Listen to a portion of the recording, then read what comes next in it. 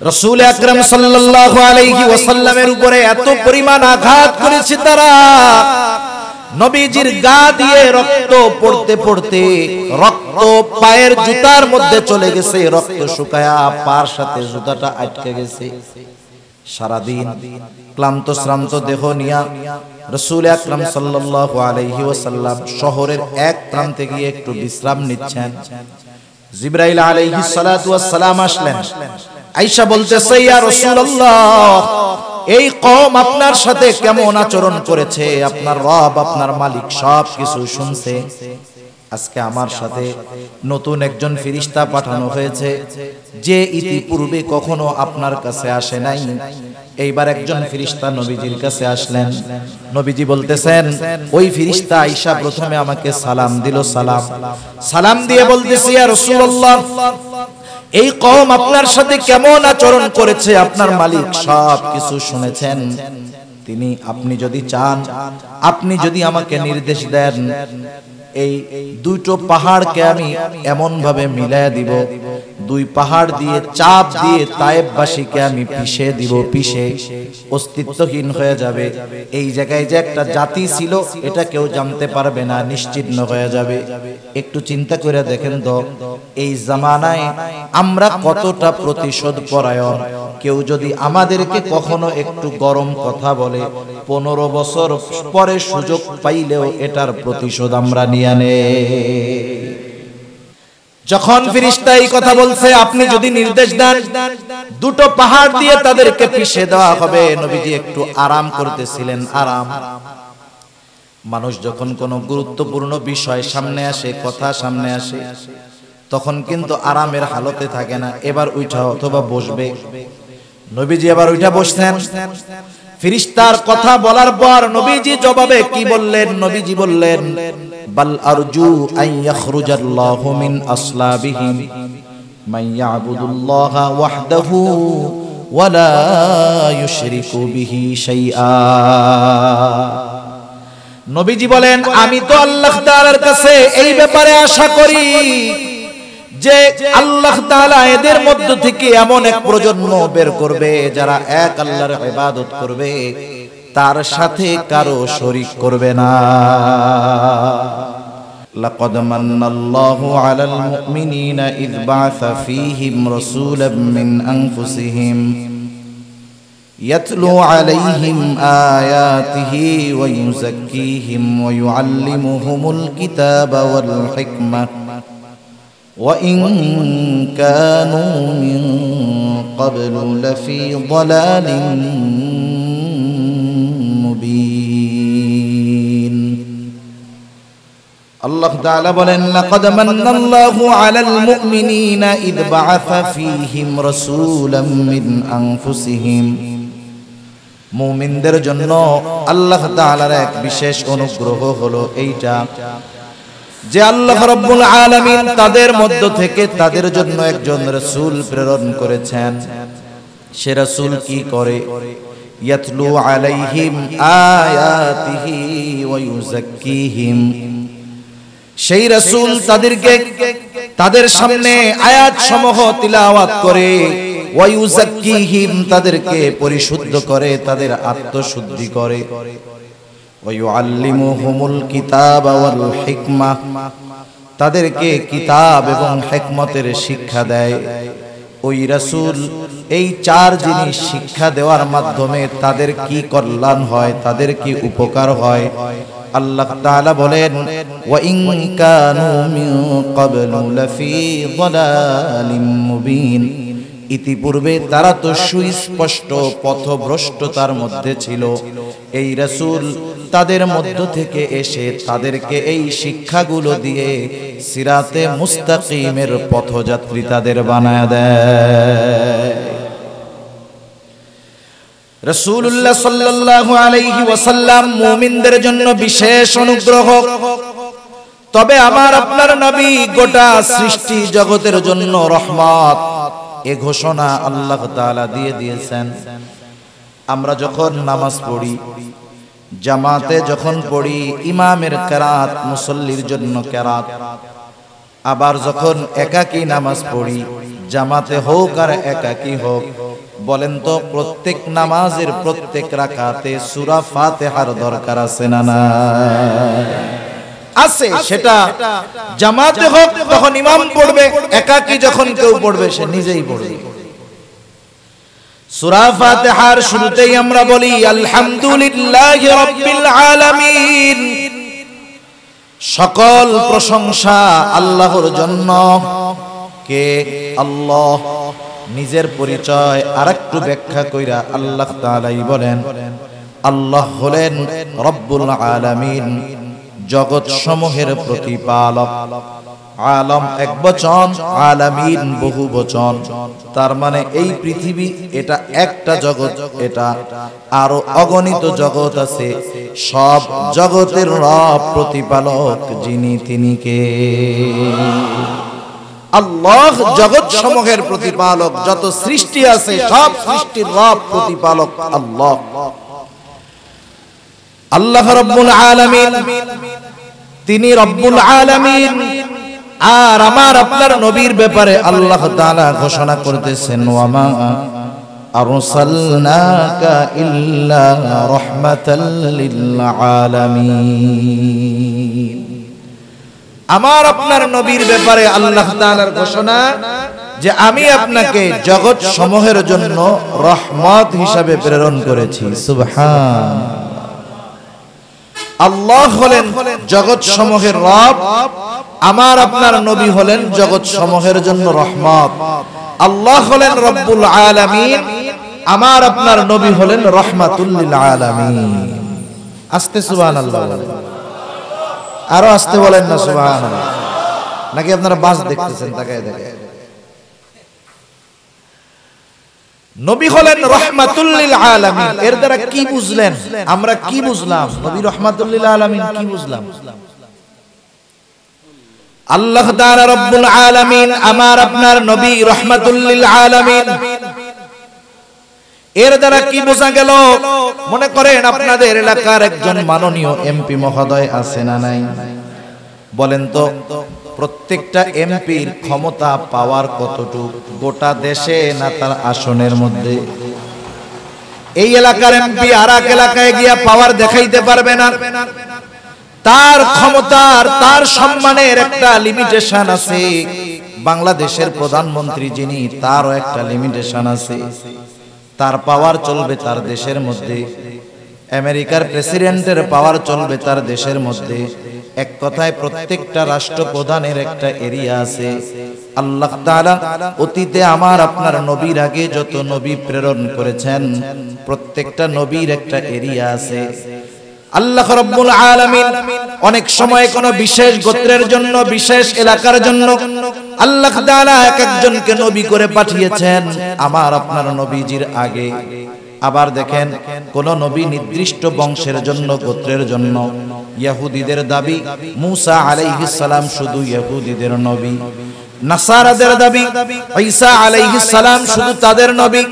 কিন্তু আমার আপনার নবীজির নবুয়ত, আমার আপনার নবীজির নবুয়তের বিস্তৃতি নির্দিষ্ট কোন এরিয়ায় আল্লাহ তাআলা দেন নাই।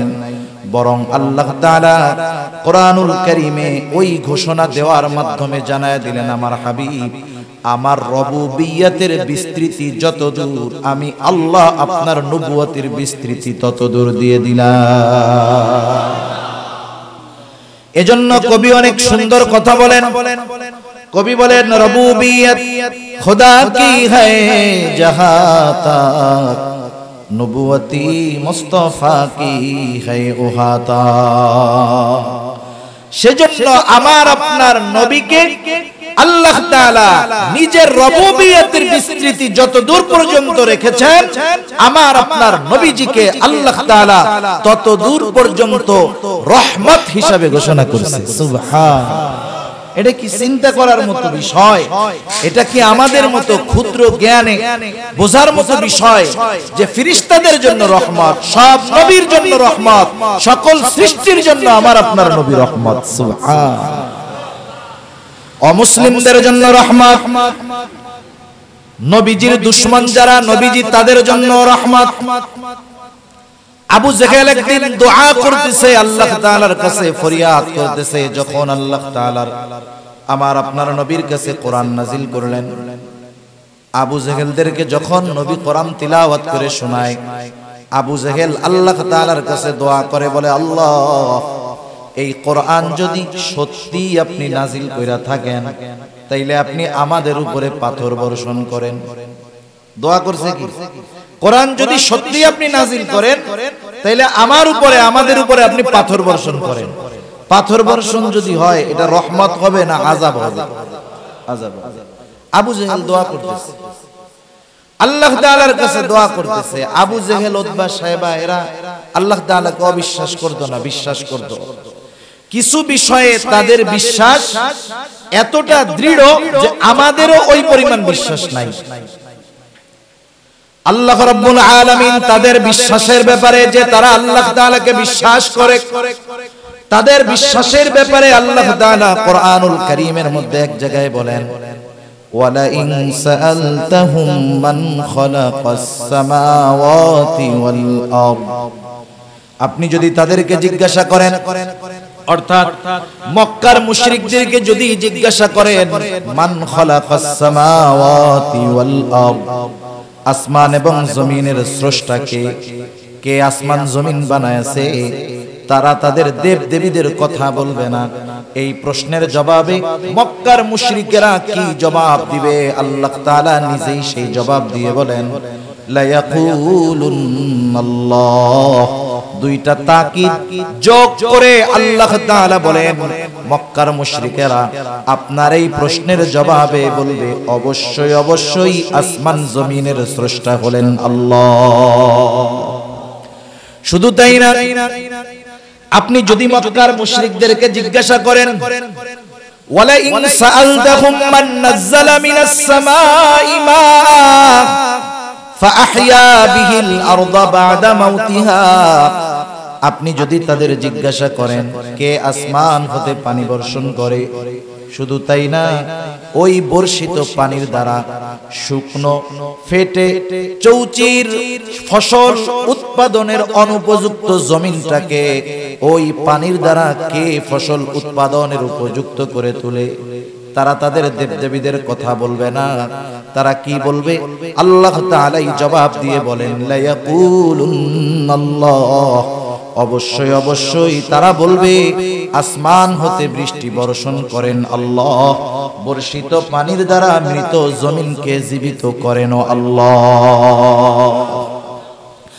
আল্লাহ তাআলা এক জায়গায় বলেন, আপনি যদি তাদের জিজ্ঞাসা করেন তাদেরকে কে সৃষ্টি করেছে, নাস্তিকদের মতো তারা বলবে না আমরা এমনেই প্রস্তুত হইছি, তৈয়ার হয়ে গেছি, আমরা এমনেই তৈরি হয়েছি, এমনেই আমাদের সৃষ্টি হয়েছে। তারা এই কথা বলবে না। কি বলবে তারা? আল্লাহ তাআলা বলেন, লা ইয়াকুলুন্নাল্লাহ ওয়ালা ইন সাআলতাহুম মান খালাকাহুম। আপনি যদি তাদের জিজ্ঞাসা করেন তাদের স্রষ্টাকে, আল্লাহ তাআলা বলেন, তারা বলবে লা ইয়াকুলুন্নাল্লাহ। অবশ্যই অবশ্যই আল্লাহ তাআলাই হলেন আমাদের স্রষ্টা। এই কথাগুলোর দ্বারা, এই আয়াতগুলোর দ্বারা এই জিনিসটা অনুধাবন করা যায় যে মক্কার মানুষ আল্লাহ তাআলার প্রতি দৃঢ় বিশ্বাস তাদের ছিল, তবে কিছু বিষয়ে আল্লাহ তাআলার সাথে শিরক করার কারণে তারা বেঈমান। আবু জেহেল দোয়া করতেছে, শুধু তাই না, রাসূলুল্লাহ সাল্লাল্লাহু আলাইহি ওয়াসাল্লাম এক হাদিসের মধ্যে বলেন, আল্লাহ তাআলা আবু জেহেলের দোয়াও কবুল করেছে। বদরের যুদ্ধ শুরু হওয়ার আগে আবু জেহেল সকাল বেলা আল্লাহ তাআলার কাছে ফরিয়াদ করতেছে, বলে আল্লাহ, আজকে যারা হকের উপরে আছে আপনি তাদেরকে বিজয় দান করবেন। আল্লাহ তাআলা বলেন, নবীজি বলেন, আল্লাহ তাআলা আবু জেহেলের এই দোয়া কবুল করছে। এই দোয়া কবুল হওয়ার কারণেই যারা হকের উপরে ছিল আল্লাহ তাআলা তাদেরকে বিজয় দান করেছে। ওই আবু জেহেল দোয়া করতেছে যে আল্লাহ, কোরআন যদি সত্যি আপনি নাজিল করে থাকেন তাহলে আপনি আমাদের উপরে পাথর মারেন। তার মানে ওর উপরে গজব আসলে ও বুঝবে কোরআন আসলে আল্লাহর কালাম। মানুষ যখন বিরোধিতা করতে করতে এমন একটা অবস্থায় চলে যায় যে কোন বিরোধিতা তার জন্য কল্যাণকর ও নিজেও সেটা বোঝে না। আবু জেহেল যখন এই ফরিয়াদ জানাইছে আল্লাহ তাআলার কাছে, নবীজির সামনে আইসা বলতেছে, আর আল্লাহ তাআলা আবু জেহেলের এই দোয়ার জবাব দিবেন। কি জবাব দিবেন? আমার আপনার নবীর মাধ্যমে বলতেছেন, শুনেন। ও তো পাথর মারতে বলে, যদি কোরআন সত্য হয়। আবু জেহেল তো বলতেছে পাথর মারার কথা, আর আল্লাহ তাআলা বলেন, হাবিব আপনি শুনে নেন, ওয়ামা কানাল্লাহু লিয়ুআযিবাহুম ওয়া আনতা ফীহিম, আপনি যতক্ষণ তাদের মধ্যে আছেন আমি তাদের উপরে কোনো আযাব দিব না। এইরকম অবাধ্যতা করেও অতীতের উম্মত যখন অবাধ্য হইতো, একটা লিমিট ক্রস করত, তাদের উপরে আল্লাহ তাআলার আযাব নগদে নেমে আসতো। কিন্তু আবু জেহেল, উতবা, সাইবা এরাও আমার আপনার নবী রহমত হওয়ার কারণে, দুনিয়ার জমিনে রহমাতুল লিল আলামিন থাকার কারণে আল্লাহ তাআলার শাস্তি থেকে এরা বাইচা গেছে। আমরা হলাম এমন নবীর উম্মত, এটা আমাদের জন্য আল্লাহ তাআলার পক্ষ থেকে বড় নেয়ামত, বড় সৌভাগ্যের ব্যাপার। তিনি তো এমন এক নবী, উম্মতের প্রতি তার দরদ, তার মহব্বত, ভালোবাসা সর্বোচ্চ ছিল। প্রত্যেক নবী তার উম্মতদেরকে ভালোবাসে, কিন্তু অন্যান্য নবীর তুলনায় আমার আপনার নবীর ভালোবাসা আমাদের জন্য অনেক গুণ বেশি ছিল। আব্দুল্লাহ ইবনে আমর ইবনুল আস রাদিয়াল্লাহু তাআলা আনহু, ওনার থেকে বর্ণিত হাদিস। একদিন সবাই বসে আছে এক মজলিসের মধ্যে। আব্দুল্লাহ ইবনে আমর ইবনুল আস রাদিয়াল্লাহু তাআলা আনহু বলেন, আন্নান নবী সাল্লাল্লাহু আলাইহি ওয়াসাল্লাম তালা মা নাযালা ফি ইব্রাহিম আলাইহিস সালাম। রাসূলুল্লাহ সাল্লাল্লাহু আলাইহি ওয়াসাল্লাম তিলাওয়াত করলেন, কোরআন থেকে তিলাওয়াত করলেন। কি তিলাওয়াত করলেন? যা আল্লাহ তাআলা ইব্রাহিম আলাইহিস সালামের ব্যাপারে নাজিল করেছেন। কি নাজিল করেছেন আল্লাহ তাআলা কোরআনে? ইব্রাহিম আলাইহিস সালামের ব্যাপারে পবিত্র কোরআনুল কারীমের সূরা ইব্রাহিম 13 নম্বর পারা। হযরত ইব্রাহিম আলাইহিস সালাম তার গুনাহগার উম্মতের জন্য আল্লাহ তাআলার কাছে দোয়া করতেছে। দোয়া বলতেছে, রব্বি ইন্নাহুন্না আযলালনা কাসীরাম মিনান নাস ফামান তাবিআনি ফাইন্নাহু মিন্নি ওয়া মান আসানি ফাইন্নাকা গফুরুর রহিম। ইব্রাহিম আলাইহিস সালাম বলতেছে, আমার রব, ইন্নাহুন্না আযলালনা কাসীরাম মিনান নাস, এই প্রতিমাগুলো, এই মূর্তিগুলা অধিকাংশ মানুষকে পথচ্যুত করে ফেলছে, পথভ্রষ্ট করে ফেলছে। ফামান তাবিআনি ফাইন্নাহু মিন্নি, যারা আমার আনুগত্য করলো তারা তো আমার দলভুক্ত। ওয়ামান আসানি, যারা আমার আনুগত্য করলো না তারা তো আমার দলভুক্ত নয়, তারা তো পাপী, তারা গুনাহগার। হযরত ইব্রাহিম আলাইহিস সালাম কেমন যেন আল্লাহ তাআলাকে বলতেছেন, আল্লাহ, এরা তো আমার আনুগত্য করে নাই, পাপী, গুনাহগার, তবে আপনি তো দয়ার সাগর, আপনি চাইলে তাদেরকে ক্ষমা করে দিতে পারেন। কেন? কারণ ফাইন্নাকা গফুরুর রহিম, কারণ আপনি হলেন অতিশয় ক্ষমাশীল আর দয়ালু। আপনি চাইলে আমার গুনাহগার উম্মত গুলারেও মাফ করে দিতে পারে। وقال عيسى عليه السلام إن تعذبهم فإنهم عبادك وإن تغفر لهم فإنك أنت العزيز الحكيم। হযরত ঈসা আলাইহিস সালাম তার গুনাহগার উম্মতের জন্য দোয়া করছে। আল্লাহ তাআলা সেই দোয়াও কোরআনে জানায় দিয়েছেন। ঈসা আলাইহিস সালাম উম্মতের জন্য দোয়া করতেছেন, বলেন, ইন তুআযিবুহুম ফাইন্নাহুম ইবাদুক, আয় আল্লাহ, আপনি যদি তাদেরকে শাস্তি দেন তারা তো আপনারই বান্দা। ওয়া ইন তাগফির লাহুম, আর আপনি যদি তাদেরকে maaf করে দেন, ফাইন্নাকা আনতাল আজিজুল হাকীম, আপনি তো মহাপরাক্রমশালী, মহাপ্রজ্ঞাময়। তার মানে ঈসা আলাইহিস সালাম বলতেছে, আল্লাহ, আপনি যদি তাদেরকে ক্ষমা করে দেন, যেহেতু আপনি আজিজ, মহাপরাক্রমশালী, কেউ আপনারে জিজ্ঞাসা করবে না কেন এদেরকে মাফ করলেন। কেন ক্ষমা করে দিলেন কেউ জিজ্ঞাসা করবে না, কারণ আপনি মহাপরাক্রমশালী, আপনি মহাপ্রজ্ঞাময়। তাই আপনি যদি চান আমার গুনাহগার উম্মত গুলো, আপনার এই গুনাহগার বান্দা গুলোকে আপনি ক্ষমা করে দিতে পারে। প্রত্যেক নবী উম্মতের ব্যাপারে চিন্তিত, তবে কিছু কিছু ক্ষেত্রে গুনাহগার উম্মতের ব্যাপারে নবী চিন্তিত বেশি থাকতেন। যেমন এক হাদিসের মধ্যে নবীজি বলেন, তোমাদের মধ্যে আর আমার মধ্যে উপমা হলো ওই ব্যক্তির মতো যেই ব্যক্তি আগুন জ্বালাইলো। আগুন জ্বালানোর পরে এইবার বিভিন্ন দিক থেকে পোকা মাকড় ফড়িং টড়িং আইসা লাফায়া লাফায়া ওই আগুনের মধ্যে পড়ে আর পুইরা এগুলা মরে।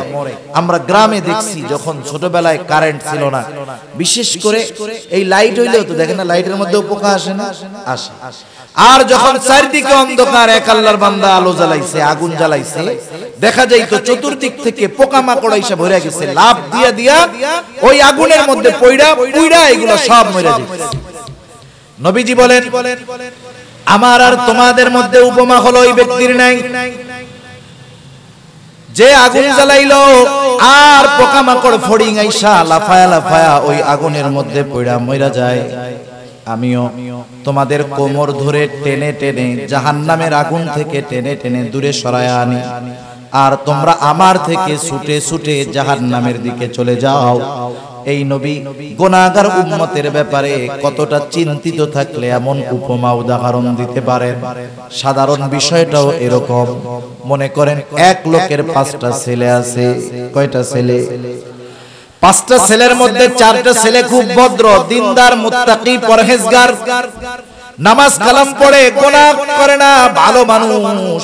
কিন্তু 5 নম্বর ছেলেটা বড় দুষ্টু, নামাজ কালামের কাছে যায় না, রাস্তাঘাটে মানুষের সাথে মারামারি করে, মাথা মুথা ফাটায় ফেলায়। বলেন তো মা বাবা ওই 4 সন্তান যারা ভদ্র, মুত্তাকি, পরহেজগার, ওই 4টার জন্য বেশি দোয়া করে নাকি খারাপটার লাগা বেশি দোয়া করে? আল্লাহ তাআলার কাছে ওই খারাপটার ব্যাপারে বেশি দোয়া করে, ওইটার ব্যাপারে বেশি চিন্তিত থাকে।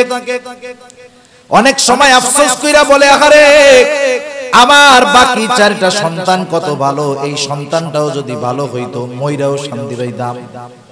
এই জন্য নবীরা গুনাহগার উম্মতের ব্যাপারেও চিন্তিত থাকতেন বেশি। যখন রাসূলুল্লাহ সাল্লাল্লাহু আলাইহি ওয়াসাল্লাম এই 2 নবীর দোয়া যা আল্লাহ তাআলার কাছে তারা করছে উম্মতের ব্যাপারে, এই 2 নবীর দোয়ার আয়াত যখন নবীজি তিলাওয়াত করলেন, আমার আপনার নবীর অন্তরের মধ্যে তখন উম্মতের মুহাব্বতের ঢেউ উঠে গেল। এবার নবীজি সাল্লাল্লাহু আলাইহি ওয়াসাল্লাম 2 হাত উঁচু করলেন, ফারাফা ইয়াদাইহি। নবীজি 2 হাত উঁচু করে আল্লাহর কাছে দোয়া করা শুরু করলেন। নবীজি বলতেছেন, আল্লাহুম্মা উম্মতি উম্মতি, আল্লাহ আমার উম্মতের কি হবে, আমার উম্মতের কি হবে। ওয়াবাকা, নবীজি অজর ধারায় কান্না করতেছেন। আল্লাহ তাআলা সব কিছু জানেন, সব কিছু দেখেন, নবীজি কেন কান্না করেন আল্লাহ তাআলা জানেন কি জানেন না? এরপরেও কিছু বিষয় আছে জানার পরেও মুখ দিয়া শুনতে মনে চায়। আমরা দুনিয়ায় কত অসুবিধায় থাকি, কষ্টে থাকি, আশেপাশের মানুষ না বুঝলেও বুঝেন কে, জানেন কে।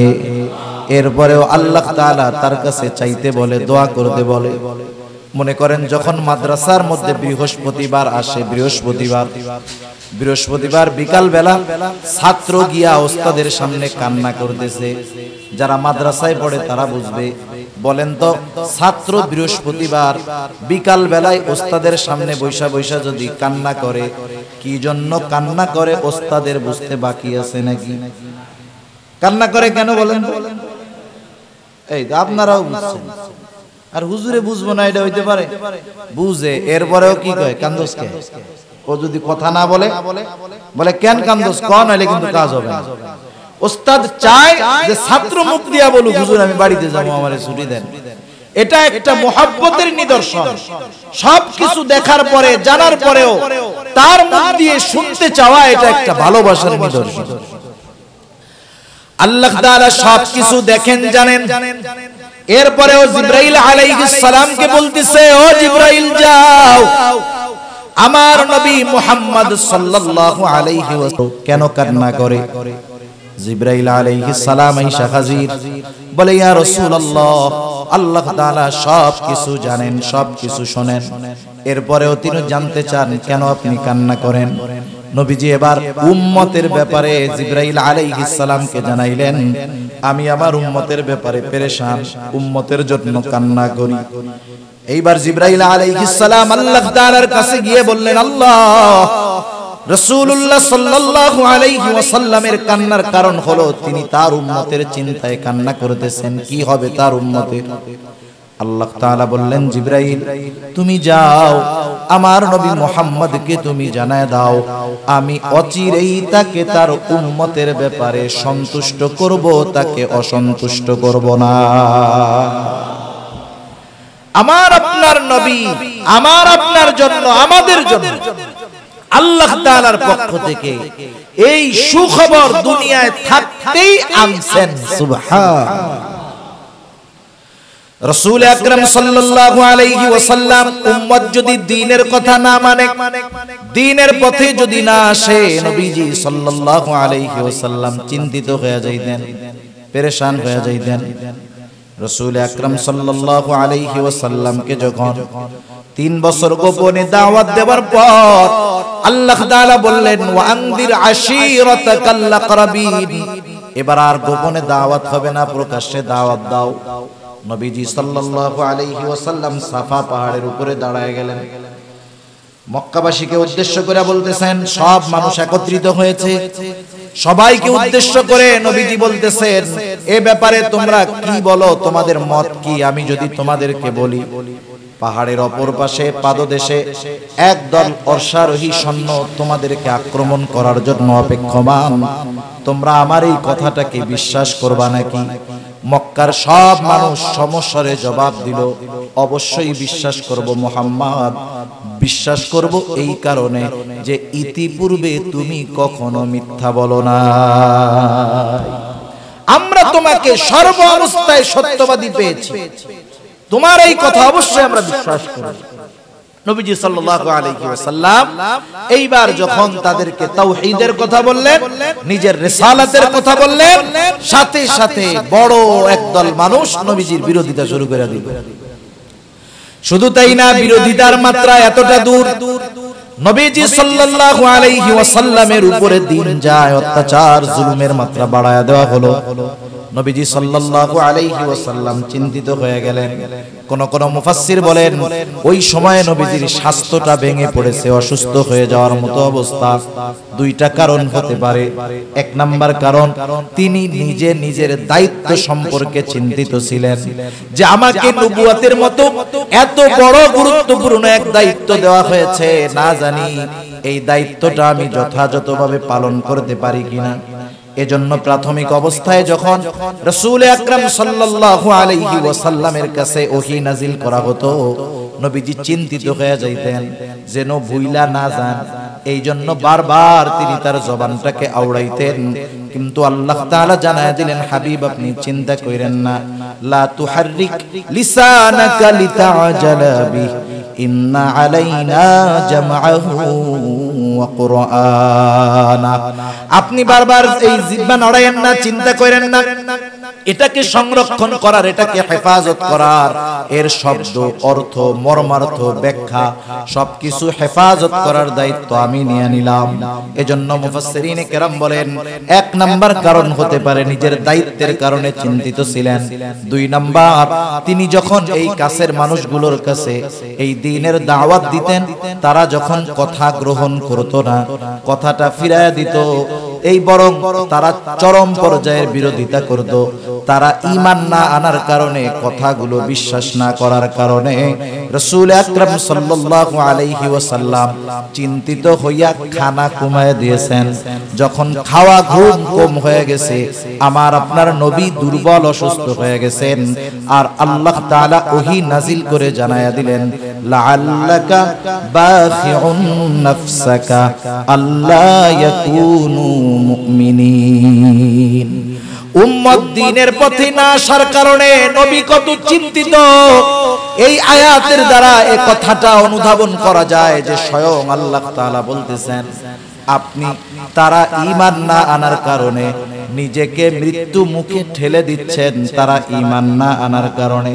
তাহলে উম্মত যদি দ্বীনের পথে না আসে, দ্বীনের কথা না মানে, তাহলে নবী কতটা চিন্তিত হন এই আয়াতের দ্বারা বোঝা যায় কি যায় না? এটা মুহাব্বতের কারণে হয়। কারো সন্তান যদি খারাপ হয়ে যায়, কথা না শুনে, লাইনচ্যুত হয়ে যায়, ওই ঘরের মধ্যে মা বাবার শান্তি থাকে না, টেনশনে খাওয়া দাওয়া চলে যায়, অসুস্থ হয়ে যায় মা বাবা, ঠিক কিনা বলেন? কেন? মুহাব্বতের কারণে। উম্মতকে ভালোবাসার কারণে উম্মত যখন দ্বীন থেকে লাইনচ্যুত হয়ে যায়, নবীজি সাল্লাল্লাহু আলাইহি ওয়াসাল্লাম চিন্তিত হয়ে যান। এটা উম্মতের প্রতি দরদ, ভালোবাসার কারণে। শুধু তাই না, নবীজি সাল্লাল্লাহু আলাইহি ওয়াসাল্লাম সর্বদা উম্মতের জন্য যেটা কল্যাণকর সেই ধরনের কাজগুলো নবীজি করতেন। যেমন রাসূলুল্লাহ সাল্লাল্লাহু আলাইহি ওয়াসাল্লামের হাদিসের মধ্যে বলেন, প্রত্যেকটা নবীকে এমন একটা দোয়া করার সুযোগ দেওয়া হয়েছে যেটা কবুল করার প্রতিশ্রুতি আল্লাহ তাআলা দিয়েছেন। দুনিয়ায় যদি কেউ করে, দুনিয়ায় প্রত্যেক নবী সেই দোয়া দুনিয়ায় করে ফেলছে, আর আমি আমার দোয়াটাকে সংরক্ষণ করে রাখছি। কিয়ামতের দিন এটা আমি আমার উম্মতের জন্য সুপারিশ হিসাবে ব্যবহার করব। নবীজি জানেন যে কিয়ামতের দিন কঠিন মুসিবতের সময় এই দোয়া আমার উম্মতের জন্য কাজে লাগবে বেশি, এজন্য দুনিয়াতে না কইরা আখিরাতের লেগে জমা রাখছে। সুবহানাল্লাহ। উম্মতের প্রতি নবীজির এমন মায়া, উম্মতের দ্বারা অত্যাচারের শিকার হয়েছেন, উম্মতের আঘাতে রক্তাক্ত হয়েছেন, জর্জরিত হয়েছেন, তবুও উম্মতের জন্য বদদোয়া করেন নাই। নবীজি সাল্লাল্লাহু আলাইহি ওয়াসাল্লাম যখন মক্কা থেকে, কাফেররা কথা মানে না, নবীজি সাল্লাল্লাহু আলাইহি ওয়াসাল্লাম তায়েফ চলে গেলেন। তায়েফে যাবার পরে নবীজি সাল্লাল্লাহু আলাইহি ওয়াসাল্লাম যখন মানুষকে দাওয়াত দিলেন, নবীজি বলতেছেন কুলু লা ইলাহা ইল্লাল্লাহ তুফলিহু, তোমরা বলো লা ইলাহা ইল্লাল্লাহ, সফল হয়ে যাইবা। কাফেররা একদল মানুষকে নবীজির পিছনে লাগায়া দিল, বলে এটা পাগল, পাথর মার। এবার দলে দলে নবীজির গায়ে আঘাত করা শুরু করলো পাথর দিয়া। নবীজির গা বেয়ে বেয়ে রক্ত পড়তেছে। হযরত যায়েদ রাদিয়াল্লাহু তাআলা আনহু ঠেকাইতে পারেন না, এতজন আঘাত করতেছে। যায়েদ রাদিয়াল্লাহু তাআলা আনহু কিছু করতে পারতেছেন না। নবীজি পড়ে যাইতেন, উঠতেন, আবার ওই একই কথা বলতেন। পাথরের আঘাত এত বেশি পরিমাণ ছিল। একদিন আয়েশা সিদ্দিকা রাদিয়াল্লাহু তাআলা আনহা বলতেছে, ইয়া রাসূলুল্লাহ, আপনার গায়ে এগুলো কিসের দাগ? দেখবেন যাদের বসন্ত একটু বেশি হয়, ফক্স একটু বেশি হয়, গায়ের মধ্যে ছোট ছোট গর্ত হয়ে যায়, এটা আর মিটে না, গর্ত থাইকা যায়। আয়েশা সিদ্দিকা রাদিয়াল্লাহু তাআলা আনহা বলতেছে, ইয়া রাসূলুল্লাহ, আপনার গায়ে এটা কিসের দাগ? এটা কি বসন্ত হয়েছিল নাকি আপনার? নবীজি বলেন, না, আমার কখনো বসন্ত হয় নাই। তবে এই দাগটা কিসের? নবীজি বললেন, আয়েশা, এই দাগ হলো আমি যখন তায়েফে মানুষকে দ্বীনের দাওয়াত দিতে গিয়েছিলাম, তারা না বুঝে আমার গায়ে যেই পাথর দিয়ে আঘাত করেছিল, এই দাগগুলো হলো তাদের নিক্ষিপ্ত সেই পাথরের দাগ। রাসূল আকরাম সাল্লাল্লাহু আলাইহি ওয়াসাল্লামের উপরে এত পরিমাণ আঘাত করেছে তারা, নবীজির গা দিয়ে রক্ত পড়তে পড়তে রক্ত পায়ের জুতার মধ্যে চলে গেছে, রক্ত শুকায়া পার সাথে জুতাটা আটকে গেছে। সারাদিন ক্লান্ত শ্রান্ত দেহ নিয়া রাসূল আকরাম সাল্লাল্লাহু আলাইহি ওয়াসাল্লাম শহরের এক প্রান্তে গিয়ে একটু বিশ্রাম নিচ্ছেন। জিবরাইল আলাইহিস সালাতু ওয়াস সালাম আসলেন। আয়েশা বলতেছে, ইয়া রাসূলুল্লাহ, এই কওম আপনার সাথে কেমন আচরণ করেছে, আপনার রব, আপনার মালিক সব কিছু শুনছে। আজকে আমার সাথে নতুন একজন ফেরেশতা পাঠানো হয়েছে, যে ইতিপূর্বে কখনো আপনার কাছে আসে নাই। এইবার একজন ফেরেশতা নবীজির কাছে আসলেন। নবীজি বলতেছেন, ওই ফেরেশতা আয়েশা প্রথমে আমাকে সালাম দিল। সালাম দিয়ে বলতেছে, ইয়া রাসূলুল্লাহ, এই কওম আপনার সাথে কেমন আচরণ করেছে আপনার মালিক সব কিছু শুনেছেন। তিনি আপনি যদি চান, আপনি যদি আমাকে নির্দেশ দেন, এই দুটো পাহাড়কে আমি এমন ভাবে মিলায়া দিব, দুই পাহাড় দিয়ে চাপ দিয়ে তায়েববাসীকে আমি পিষে দিব, পিষে অস্তিত্বহীন হয়ে যাবে। এই জায়গায় যে একটা জাতি ছিল এটা কেউ জানতে পারবে না, নিশ্চিহ্ন হয়ে যাবে। একটু চিন্তা করে দেখেন তো, এই জামানায় আমরা কতটা প্রতিশোধ পরায়ণ। কেউ যদি আমাদেরকে কখনো একটু গরম কথা বলে, 15 বছর পরে সুযোগ পাইলেও এটার প্রতিশোধ আমরা নিয়ে নেই। কথার কথা মনে করেন, আমাদের কারো কাছে একজন জিন আসলো, জিন আইসা কইতেছে, ভাই আপনার একটা মহা সুযোগ। কি সুযোগ? কথার কথা, যে আপনার কার কার উপরে প্রতিশোধ নিতে মন চায়, আপনি তখন নামটা আমারে লিখে দেন। আমার মনে হয় আমাদের প্রত্যেকের তালিকা 15-20 হাত লম্বা হবে। যে আমার একটু গরম দিয়া কথা কইছে এর নামটাও দিয়ে দিব, যারে আমার ভালো লাগে না তার নামও দিয়ে দিব। আমরা মানুষ এতটা প্রতিশোধ পরায়ণ, এতটা প্রতিশোধের নেশা আমাদের মধ্যে। অথচ রাহমাতুল লিল আলামিন আমার আপনার নবীকে ওরা কেমন ভাবে পাথর মারছে, রক্ত গা দিয়ে পড়তে পড়তে জুতার মধ্যে ঢুকে রক্ত শুকায়া জুতা পায়ের সাথে আটকে গেছে। যখন ফেরেশতা এই কথা বলছে, আপনি যদি নির্দেশ দেন দুটো পাহাড় দিয়ে তাদেরকে পিষে দেওয়া হবে, নবীজি একটু আরাম করতেছিলেন। আরাম, মানুষ যখন কোনো গুরুত্বপূর্ণ বিষয় সামনে আসে, কথা সামনে আসে, তখন কিন্তু আরামের হালতে থাকে না। এবার উঠা অথবা বসবে, নবীজি এবার উঠা বসছেন। ফেরেশতার কথা বলার পর নবীজি জবাবে কি বললেন? নবীজি বললেন, বাল আরজু আন ইয়াখরুজাল্লাহু মিন আসলাবিহিম মান ইয়াবুদুল্লাহা ওয়াহদাহু ওয়া লা ইউশরিকু বিহি শাইআ।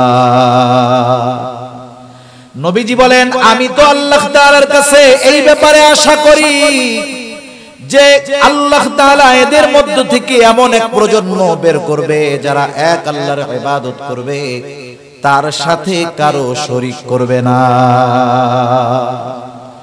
উম্মতের দ্বারা পাথরের আঘাতে জর্জরিত হওয়ার পরেও উম্মতের প্রতি কেমন দরদ, নবীজি তাদের ব্যাপারে বদদুয়া করেন নাই, বরং আশা করছেন এরা হয়তো কথা মানতেছে না, কিন্তু এদের থেকে আল্লাহ তাআলা এমন এক প্রজন্ম বের করবে যারা ওই আল্লাহর ইবাদত করবে, আল্লাহ তাআলার সাথে শিরক করবে না।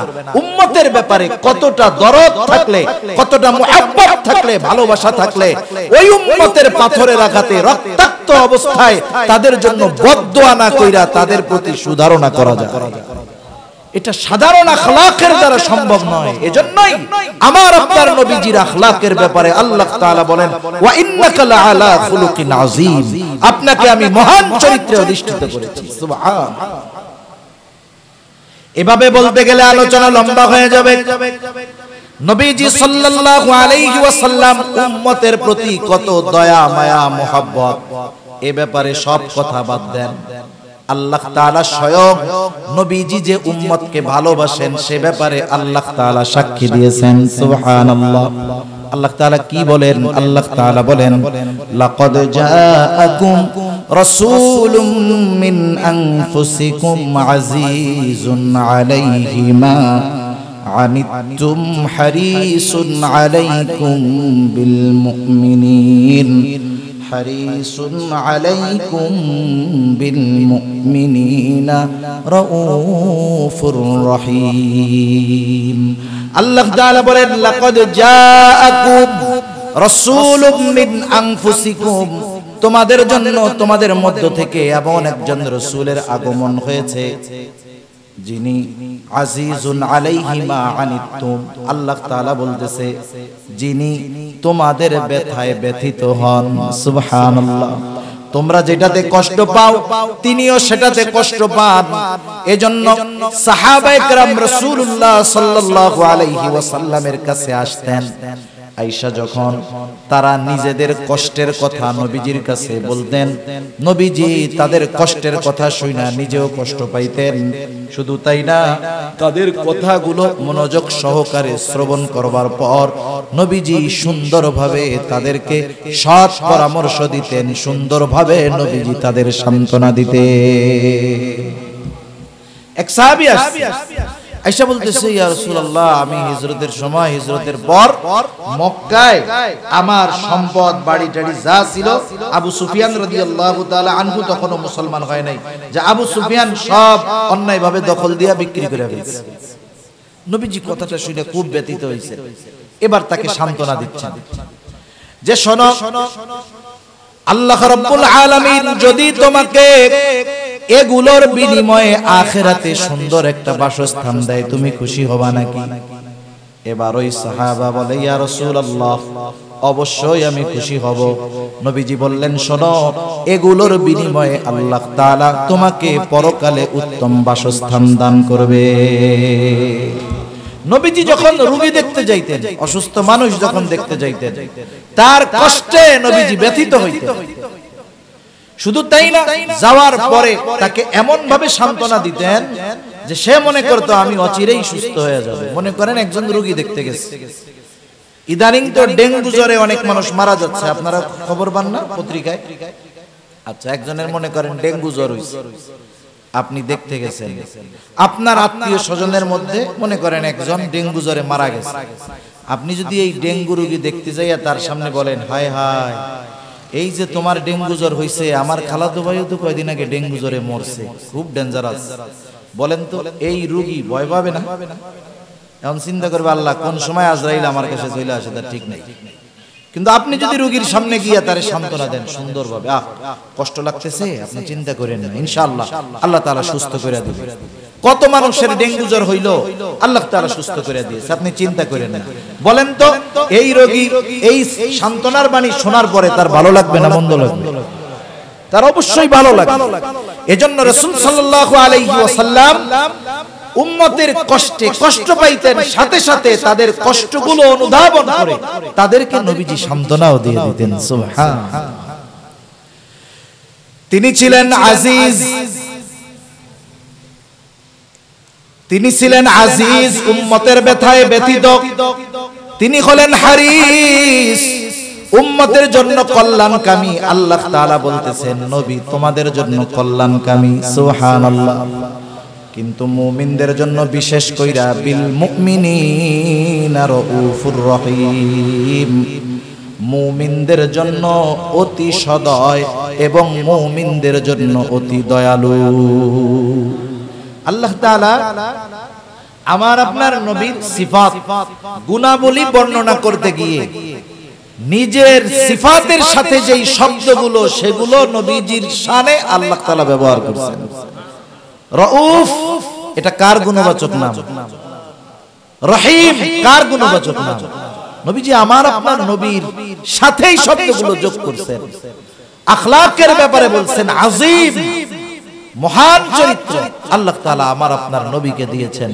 আল্লাহ তাআলা উম্মতকে যে নবী কত ভালোবাসেন সে কথা স্বয়ং আল্লাহ তাআলা বলতেছে যে হ্যাঁ, এ রাসূল উম্মতের ব্যথায় ব্যথিত, এ রাসূল উম্মতের জন্য কল্যাণকামী, এ রাসূল উম্মতের জন্য সদয়, এ রাসূল উম্মতের জন্য বড় দয়ালু। এখন চিন্তা করে একটু আমারে জবাব দেন, যেই নবী আমার আপনার জন্য এত মুহাব্বত ভালোবাসার নিদর্শন রেখে গেছেন, যার সাক্ষ্য আল্লাহ তাআলা দিয়েছে, সেই নবীকে আমরা কতটুকু ভালোবাসি? বালিশের সাথে মাশাআল্লাহ মাথা লাগায় বাড়িতে গিয়ে একা একা চিন্তা করতে হবে। কিছু ভালোবাসা আছে সম্পর্কজনিত ভালোবাসা, সেই ভালোবাসা কিছু কিছু সময় ত্যাগ করা ওয়াজিব হয়ে যায়।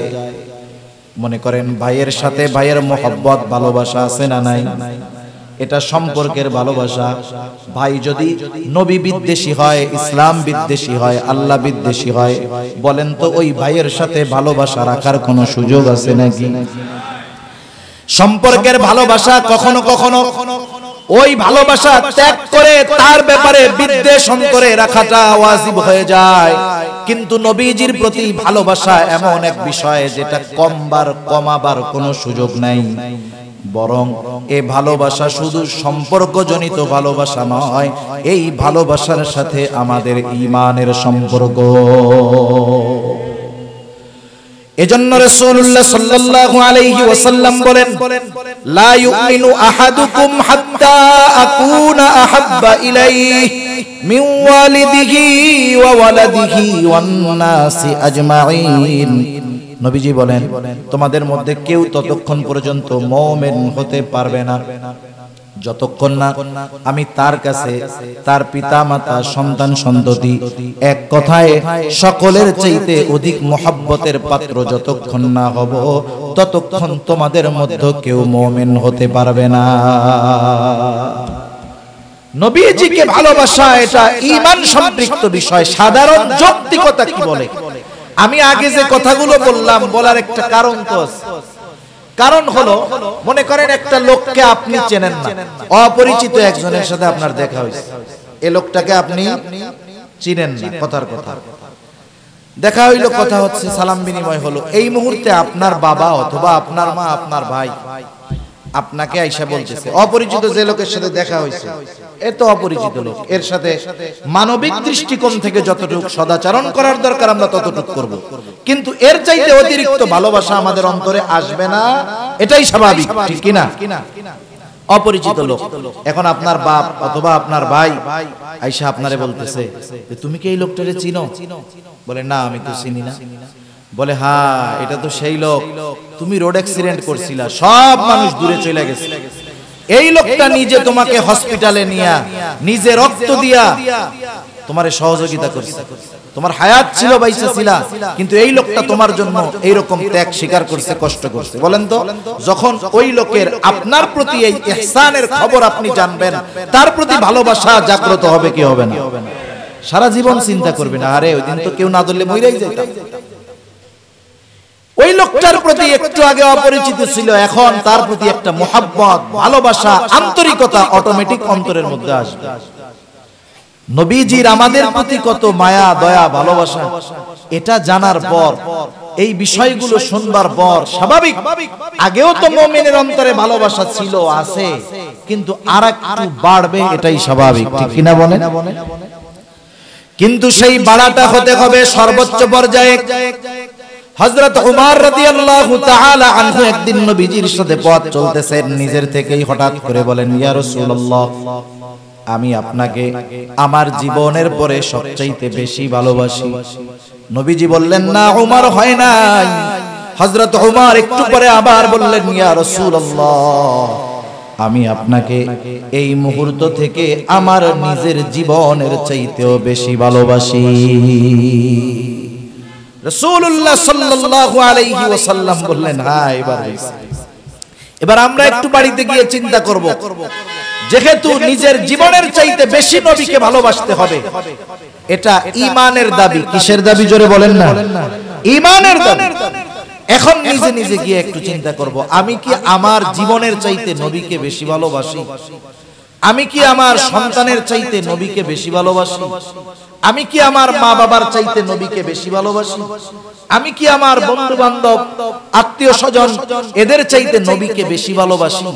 এই প্রশ্ন নিজেকে নিজে করার পরে বাস্তবিক অর্থে যদি উত্তর হয় হ্যাঁ আমি আমার নবীকে বেশি ভালোবাসি, তাহলে তো কামিয়াব। আর যদি বাস্তবতা এমন হয়, এই প্রশ্নের জবাব যদি এমন হয় যে না, আমি আমার জীবনের চাইতে নবীকে বেশি ভালোবাসতে পারি নাই, আমি আমার সন্তানের চাইতে নবীকে বেশি ভালোবাসতে পারি নাই, তাহলে হায়াত থাকতে পরিবর্তনের সময় আছে। সর্বোচ্চ ভালোবাসার আসনে আল্লাহ তাআলার পরে নবীজির স্থান দেওয়া লাগবে, ঠিক কিনা বলেন? কারণ কি জানেন, দ্বীনের সব বিষয় মান্য করা সহজ তখনই হবে যখন একটা মানুষ আল্লাহ এবং তার রাসূলকে নিজের জীবনের চাইতে বেশি ভালোবাসবে। এর আগে শরীয়তের মধ্যে পরিপূর্ণ আসার সম্ভাবনা নাই, সম্ভব নয়। কারণ আল্লাহর হুকুম মানতে গেলে আল্লাহকে সবচাইতে বেশি ভালোবাসতে হবে, নবীর আদর্শ মানতে হলে নবীজিকে সবচাইতে বেশি ভালোবাসতে হবে। আমি যদি আমার জীবনের চাইতে আল্লাহ এবং রাসূলকে সবচাইতে বেশি ভালোবাসতে পারি, তাহলে আমার দ্বারা শরীয়তের ভিতরে পূর্ণাঙ্গভাবে প্রবেশ করা অসম্ভব। আমি যদি উপমা দেই, উদাহরণ দেই, অনেক উদাহরণ দেওয়া যাবে। রাসূল আকরাম সাল্লাল্লাহু আলাইহি ওয়াসাল্লামকে মুহাব্বত করা ঈমানের দাবি, নিজের জীবনের চাইতে বেশি ভালোবাসতে হবে। এখন কথা হলো ভালোটা বাসবো কেমনে?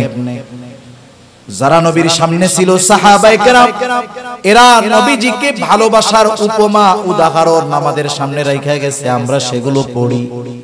আবু বকরের মুহাব্বতের কথা পড়ি, উমর রাদিয়াল্লাহু তাআলা আনহুর মুহাব্বতের কথা পড়ি, উহুদের ময়দানে নবীজির সামনে ঢাল হয়ে যাওয়া কাফেরদের তীর বর্ষার আঘাত বুক পেতে নেওয়া তালহার নবীর মুহাব্বতের নিদর্শন আমরা পড়ি। কিন্তু নবী তো আমাদের সামনে নাই, তাইলে নবীকে যে আমরা ভালোবাসি এই প্রমাণ আমরা কেমনে দিব? নবীকে ভালোবাসার প্রমাণ কেমনে দিতে হবে, কেমনে ভালোবাসতে হবে? চিন্তার কোনো কারণ নাই, দুনিয়ার কোনো মানুষের থেকে ফর্মুলা নেওয়া লাগবে না। নবীকে ভালোবাসার পদ্ধতি নবী নিজে জানায়া দিয়েছে। যে আমাকে যদি ভালোবাসো এর প্রমাণ কি? নবীজি বলেন, মান আহাব্বা সুন্নতি ফাকাদ আহাব্বানি ওয়া মান আহাব্বানি কানা মাই ফিল জান্নাহ। নবীজি বলেন, যে আমার সুন্নাতকে ভালোবাসলো সে আমি নবীকে ভালোবাসলো, আর আমি নবীকে যে ভালোবাসলো সে আমি নবীর সাথে জান্নাতে থাকবে। নবীর সাথে আমরা কারা থাকতে চাই? একটু আদুসা করি তো। নারায়ে তাকবীর, নারায়ে তাকবীর, মাশাআল্লাহ। হাত নাড়ান। নবীর সাথে থাকতে হইলে তো আগে জান্নাতে যাইতে হইবে। জান্নাতে না গেলে কি নবীর সাথে থাকা যাইব? এখন নবী বলছে কারা জান্নাতে যাবে আর কারা যাবে না। নবীজি আর হাদিসের মধ্যে বলেন, কুল্লু উম্মতি ইয়াদখুলুনাল জান্নাতা ইল্লা মান আবা।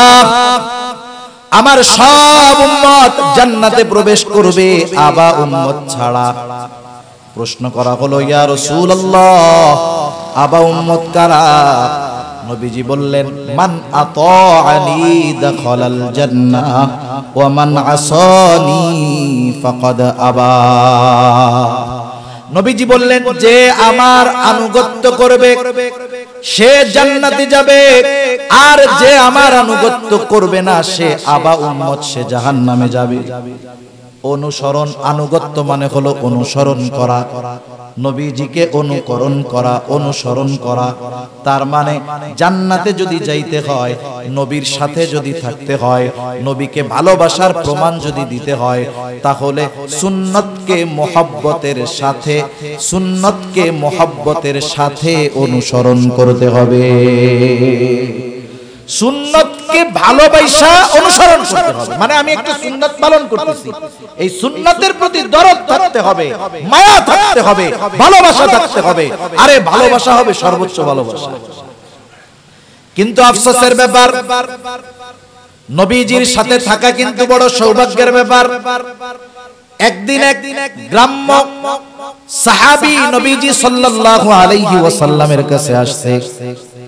রাসূল সাল্লাল্লাহু আলাইহি ওয়াসাল্লাম আরেকজনের সাথে কথা বলতেছে।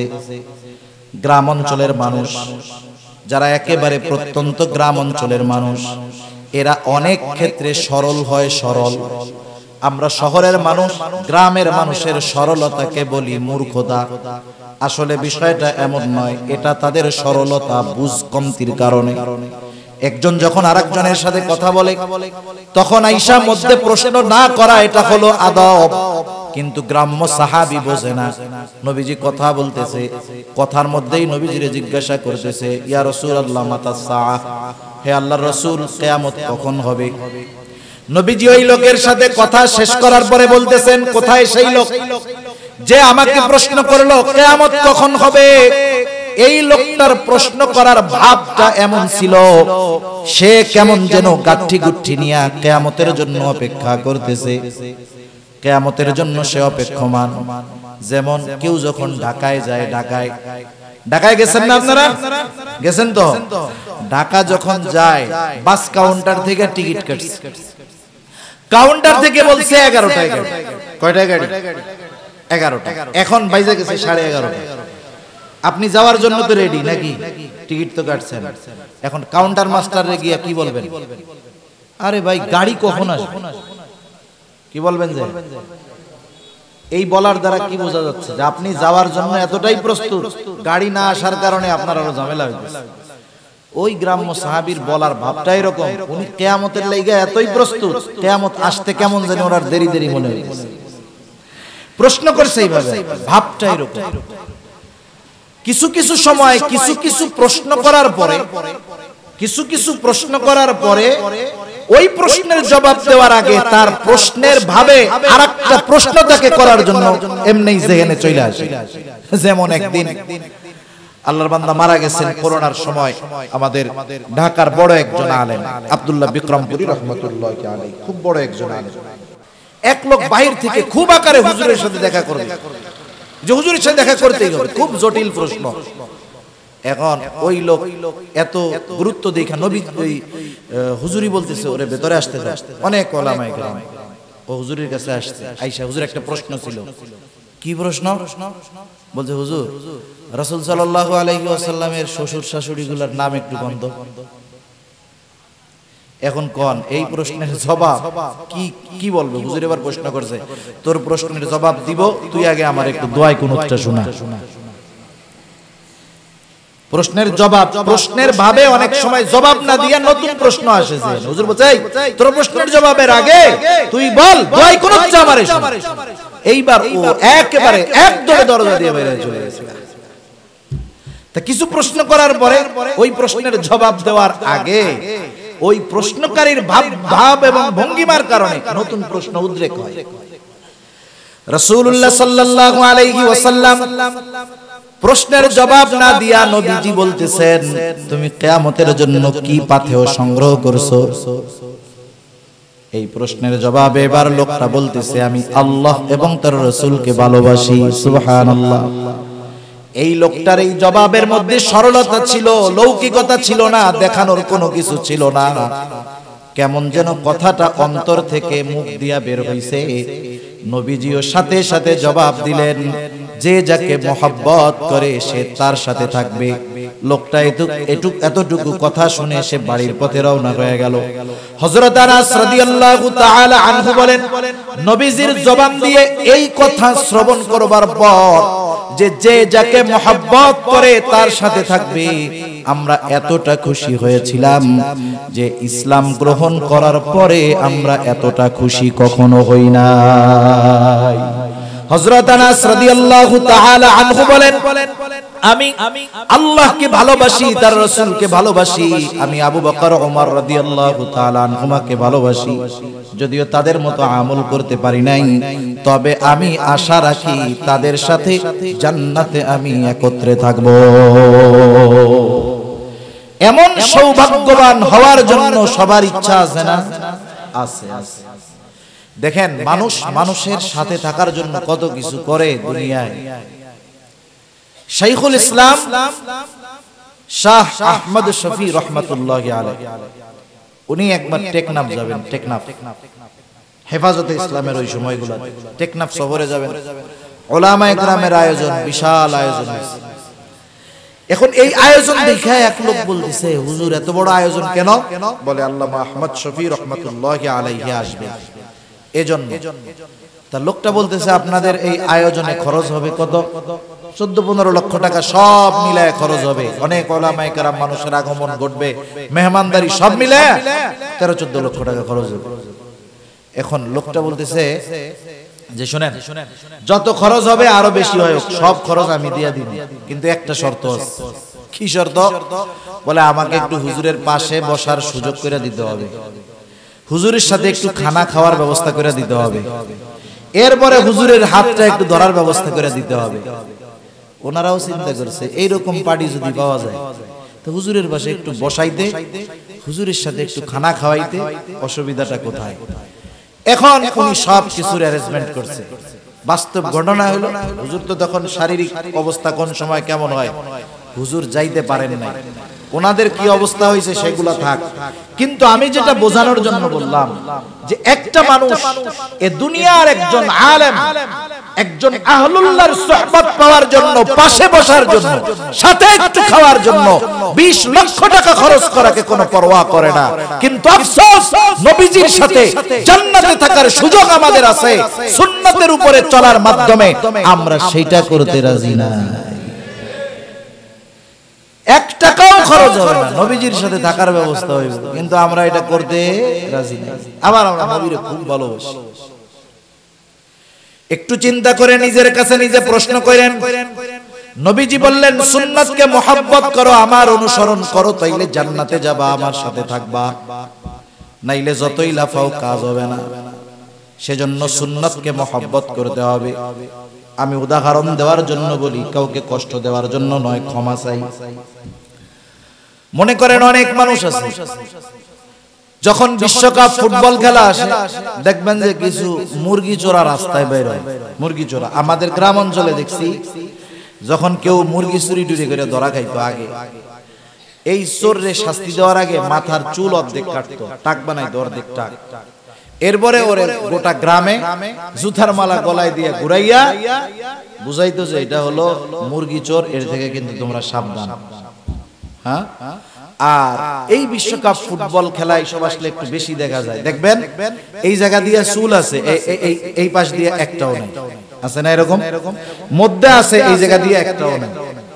আবার আছে দেখবেন এই জায়গা দিয়ে খানিক টাক, বাকি জায়গা সব জায়গায় চুল আছে। এগুলো হলো ডিজিটাল মুরগি কাটিং, মুরগি চোরা কাটিং এর। আচ্ছা দেখেন, মনে করেন এক ছেলে এরকম অর্ধেক টাক হয়ে রাস্তা দিয়ে হাঁটতেছে, আপনি যদি তারে বলেন এই তুই মুরগি চোরা কাটিং দিলি কেন, ও আপনারে কি বলবে? চাচা মুরগি চোরা কাটিং বলেন না, জানেন এটা কার চুলের কাটিং? কার? এটা বিশ্ববিখ্যাত প্লেয়ার নেইমারের চুলের কাটিং। এখন বলেন তো ওর কথার দ্বারা আপনি কি বুঝলেন? আপনি যেটারে মুরগি চোরা কাটিং মনে করতেছেন, ওই কাটিং এ চুল কাইটা সে কি লজ্জিত না গর্বিত? গর্বিত, গর্বিত যে আমি বিশ্ববিখ্যাত একজন প্লেয়ারের স্টাইলে চুল কাটছি। আচ্ছা দেখেন, দাড়ি রাখাটা স্টাইল কার? দাড়ি রাখা কার স্টাইল? মুহাম্মাদুর রাসূলুল্লাহ সাল্লাল্লাহু আলাইহি ওয়াসাল্লাম।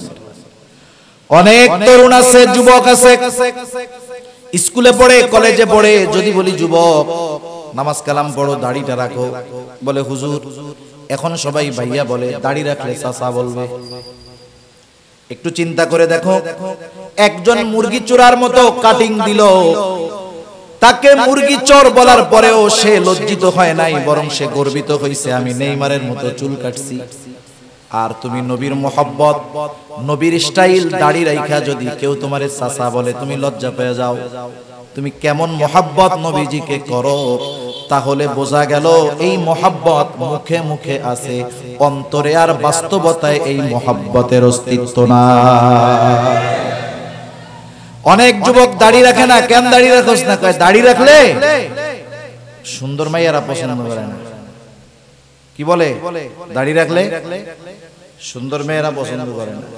বেটা খাটাস, যেই মেয়ে দাড়ি পছন্দ করে না সেই মাইয়া তোর ঘরে আইসা তোর ঘরকে একটা ছোটখাটো জাহান্নাম বানায় ফেলবে। তুই রেডি থাক, ওই জাহান্নামের আগুনে তুই পড়বি, তোর 14 কুষ্টি নিয়ে পোড়ায় আছে। এখন বলেন, যেই মেয়ে নবীর সুন্নাত দাড়ি ভালোবাসে না, দাড়িওয়ালারে ভালোবাসে না, আপনি এর দ্বারা ভালো কি আশা করেন? আমার একটু বন্ধ, আশা করার সুযোগ আছে? কোনো সুযোগ নাই। আবার একটু চিন্তা করেন, হায়াত মউতের মালিক আল্লাহ, কোন সময় কার মরণ আসে বলা যায় না। ইদানিং কালের যেই সমীকরণ, বৃদ্ধদের চাইতে যুবকরা মরে বেশি। কারণ যারা মুরব্বী আছে, যাদের হায়াত 50, 60, 70 বছর, এনারা যখন জন্ম নিছে, ছোটবেলা থেকে ফরমালিন মুক্ত খাবার খাইছে, ওই সময় ভিতটা মজবুত হওয়ার কারণে বুড়া কালেও এনারা স্ট্রং। কিন্তু 20-25 বছর যেটার বয়স, ও জন্ম থেকেই খাইতেছে ভেজাল, জন্ম থেকেই ফরমালিন, বিষাক্ত খাবার, এগুলো খাইতেছে। এর ভিত দুর্বল, এমনি অসুস্থ হয়। আরো তো কতজন ছাইপাস, নেশা, মাদকাসক্ত গুলো আছে, এগুলো নেশার সাথে জড়ায় এদের জীবন শেষ। আবার কিছু মরে অতি বাড়াবাড়ির কারণে, কেউ মোটরসাইকেল চালায় মরে। এই সব কিছু মিলায়া দেখা যায় যে 40 বছরের আগে মৃত্যু যাদের মারা যায়, বাংলাদেশে দৈনিক 2800 থেকে 3000 মানুষ মারা যায়, 2800 থেকে 3000, বর্তমানে আরো সমীকরণটা বেশি হইতে পারে। এর মধ্যে 50% 40 বছর বয়সের আগে, তার মানে প্রায় যুবক মরে বেশি। তাহলে মানুষ যখন মারা যায়, তাকে গোসল করানোর পরে, কাফন পরানোর পরে, তার জানাজা দেওয়ার পরে যখন তাকে কবরে রাখা হয়, বলেন তো কবরে রাখার সময় আপনাদের এলাকায় কোন দোয়াটা পড়ে? যারা জানেন একটু জোরে বলেন, কি দোয়া পড়ে? বিসমিল্লাহি ওয়া আলা মিল্লাতি রাসূলিল্লাহ। এই দোয়াটা পড়েই তো কবরে রাখে নাকি? এই দোয়ার অর্থ, এই দোয়ার সারমর্ম কি? এই দোয়ার তাৎপর্য কি? এই দোয়া আমাকে কি বলে? বিসমিল্লাহ, আল্লাহর নামে। এমন এক ব্যক্তিকে এখন আমরা কবরস্থ করতেছি, কবরের মধ্যে রাখতেছি, যার বিগত জীবন অতিবাহিত হয়েছে রাসূলের মিল্লাত, আই রাসূলের সুন্নাতের উপরে। সে যখন মরছে রাসূলের সুন্নাতের উপরে ছিল, এখন তাকে আমরা কবরে রাখতেছি রাসূলের সুন্নাতের উপরে। এটা হলো এই কথাটার মূল ব্যাখ্যা, যে আল্লাহর নামে এমন এক ব্যক্তিকে আমরা কবরস্থ করতেছি যার গোটা জিন্দেগি রাসূলের সুন্নাতের উপরে অতিবাহিত হয়েছে। দেখা যাবে যেই লোকটাকে এই দোয়া পড়ে কবরে রাখা হলো, তার মুখের মধ্যে দাড়ি নাই, একেবারে ক্লিন শেভ। এখন বলেন তো, এই দোয়া পড়ে তাকে কবরে রাখলাম, এই দোয়াটা তার ব্যাপারে সত্য কথা নাকি মিথ্যা কথা? একেবারে জলজন্ত মিথ্যা কথা বইলা সুন্নাতবিহীন লোকটারে সুন্নাতওয়ালা বইলা কবরে রেখে দিয়েছে। এটা কি বাংলাদেশ পেয়েছেন? 5 নম্বর জিনিস 1 নম্বর কইয়া বেচে দিলে পাবলিক কিনা নিব, কবরে রেখে দিলে ফেরেশতা কইব হ্যাঁ কইছে তো যে এটা তো সুন্নাতওয়ালা, তাইলে এটারে আর কিছু করার দরকার নাই, এই হবে। যতই দোয়া দুরূদ পড়ে রাখেন, ওর মধ্যে তো আসল জিনিস নাই, কাজ হবে না। এজন্য সুন্নাতকে আঁকড়ায় ধরতে হবে, রাসূলের আদর্শকে আঁকড়ায় ধরতে হবে। আমি কেন দাড়ির কথা কইলাম, এর একটা কারণ তো, মানুষ সব সুন্নাত পালন করতে লজ্জিত হয় না, দাড়ির সুন্নাত পালন করতে লজ্জিত হয় বেশি, দাড়ির সুন্নাত পালন করতে লজ্জা পায় বেশি। নবীজির জন্য যদি কেউ একটু চাচা দাদা বলে, এতে তো সমস্যা নাই। দুনিয়ার মানুষের মহব্বতে কত কথা শুনতে আমরা রাজি, অথচ নবীজির মহব্বতে রক্ত দেওয়া লাগতেছে না, একটু দাড়ি রাখতেও আমরা রাজি হই না। এটা আমাদের জন্য বড় দুর্ভাগ্যের বিষয়, ঠিক কিনা বলেন? এজন্য আলোচনা আর লম্বা করার সুযোগ নাই। একটু চিন্তা করে নিজের কাছে নিজে প্রশ্ন করবেন যে আমি তো নবীকে মহব্বত করি, নবী আমাকে মহব্বত করে, এ সাক্ষী আল্লাহ দিয়েছেন। হাদিসের মাধ্যমে জানলাম নবী আমাদের কত মহব্বত করতেন। আমরা তো নবী যখন দুনিয়ায় আমরা আসি নাই, আমাদের ব্যাপারে নবীর মহব্বত কেমন ছিল? নবীজি একদিন হাঁটতেছেন রাস্তায়, সাহাবায়ে কেরাম নবীজির সাথে, হঠাৎ নবীজি বলতেছেন যে আমার ভাইদেরকে দেখতে মন চায়। সাহাবায়ে কেরাম বলে, ইয়া রাসূলুল্লাহ, আমরা কি আপনার ভাই নই? নবীজি বললেন, তোমরা আমার সাহাবী, আমার ভাই হলো তারা যারা আমার পরে না দেখে আমাকে বিশ্বাস করবে, আমার উপরে ঈমান আনবে, তারা আমার ভাই, আমার তাদেরকে দেখতে মন চায়। যেই নবী উম্মতকে এত মহব্বত করলেন দুনিয়ায়, এ নবীর মহব্বত শুধু দুনিয়ায় নয় তা নয়, আখিরাতেও নবীজি উম্মতের চিন্তায় বিভোর থাকবেন।